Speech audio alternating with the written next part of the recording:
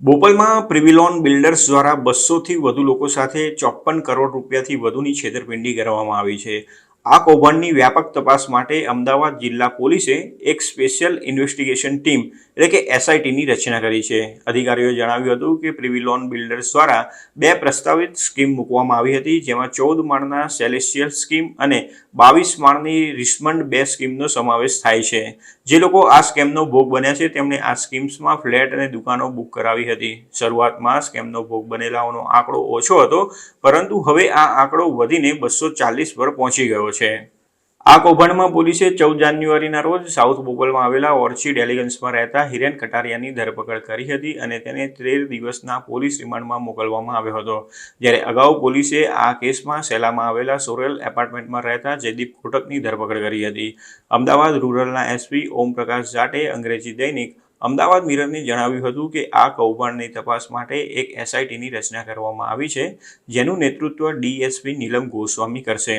આ ટીમમાં ડીએસપી પ્રકાશ Prajapati, local crime બ્રાન્ચના ઇન્સ્પેક્ટર આર.એન. કરમાટિયા અને બોપલ પોલીસ સ્ટેશનના ઇન્સ્પેક્ટર બી.ટી. ગોહિલ સામેલ છે. ઓમપ્રકાશ જાટે જણાવ્યું હતું કે જમીનના માલિક અશોક પટેલ અને ધરણીધર ડેવલપર્સ આ કૌભાંડ વિશે જાણતા હતા કે નહીં તેની ખરાઈ કરવાની બાકી છે. બંનેની અગાઉ પૂછપરછ કરવામાં આવી હતી, પરંતુ એસઆઈટી તેમને વધુ પૂછપરછ માટે પાછા બોલાવશે, કારણ કે આરોપીઓ અને જમીન માલિકો વચ્ચેના સોદાના કોઈ દસ્તાવેજો નથી. પોલીસ સૂત્રોના જણાવ્યા અનુસાર આરોપીઓએ એક ભાગીદારી કંપની પ્રિવિલોન બિલ્ડકોન એલએલપી બનાવી હતી અને ગુમામાં જમીનની માલિકી ન હોવા છતાં સેલેશિયલ અને રિચમન્ડ પ્રોજેક્ટ્સમાં ફ્લેટ અને દુકાનો બુક કરાવનારા પીડિતાઓ સાથે મેમોરેન્ડમ ઓફ અન્ડરસ્ટેન્ડિંગ એટલે કે એમઓયુ કર્યા હતા. આરોપીઓએ પીડિતો પાસેથી રોકડ, ચેક અને ટ્રાન્સફર દ્વારા બુકિંગ રકમ લીધી હતી. પ્રિવિલોન બિલ્ડર્સ દ્વારા સોશિયલ મીડિયા અને અન્ય પ્લેટફોર્મ્સ પર જાહેરાત કરવામાં આવી હતી, જેમાં પ્રસ્તાવિત 14 માળની સેલેશિયલ સ્કીમમાં 642 ફ્લેટ અને 70 દુકાનો છે, જ્યારે રિચમન્ડ 2 સ્કીમમાં 171 ફ્લેટ અને 14 દુકાનોની વાત કરવામાં આવી હતી. જોકે બાદમાં આરોપીઓએ અચાનક જ પ્રમોશનલ બોર્ડ્સ ઉતરાવી લીધા હતા અને જે લોકોએ આ પ્રોજેક્ટ્સમાં રોકાણ કર્યું હતું તેમની સાથે છેતરપિંડી આચરી હતી.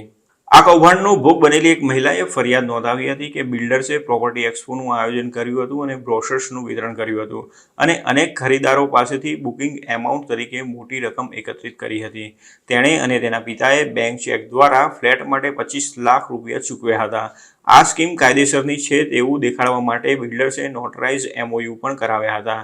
બીજી તરફ પોલીસ તપાસમાં જાણવા મળ્યું હતું કે વિવાદિત જમીન બિલ્ડરોની ન હતી અને રેરા જેવી ઓથોરિટીઝ પાસે કોઈ મંજૂરી પણ લેવામાં નહોતી આવી. પ્રોજેક્ટ માટે રૂપિયા એકઠા કર્યા હોવા છતાં બાંધકામ ક્યારેય શરૂ કરવામાં નહોતું આવ્યું. જ્યારે બુકિંગ એમાઉન્ટ ચૂકવનારા લોકોએ રિફંડની માંગણી કરી ત્યારે તેમને ધમકી આપવામાં આવી હતી.